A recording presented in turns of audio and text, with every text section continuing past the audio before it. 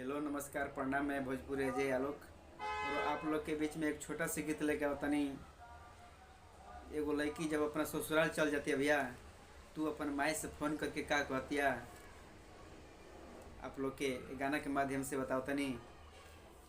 कहतिया का, याद आवता रे माई, याद आवता रे, याद आवता रे माई, याद आवता रे, हमके बोला ले नई हरवा रे, हमके बोला ले नई हरवा रे, माई बड़ी याद आवता, हमके बोला ले नई हरवा रे, माई बड़ी याद आवता।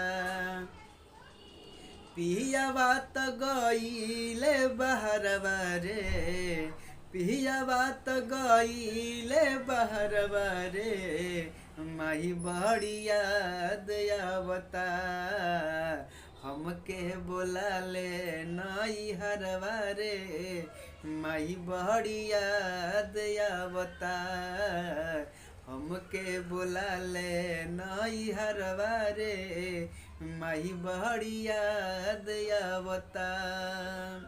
और क्या कहतिया, अरे दू चार दिन रहित काट लेती हंस के, जिंदगी भर काटी कैसे रोई खूब कस के।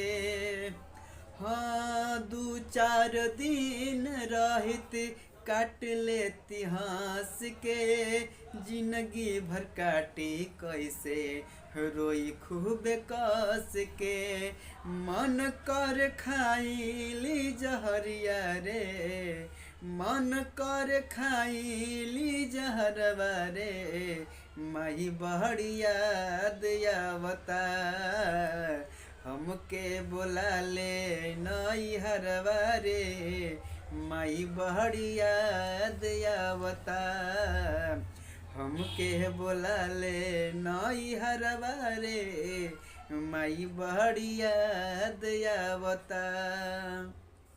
और क्या कहतिया, रही रही आँखिया में निर्भर आवता, रात भर जागी तब नींद नहीं आवता, रही रही आँखिया में निर्भर आवता, रात भर जागी तब नींद नहीं आवता।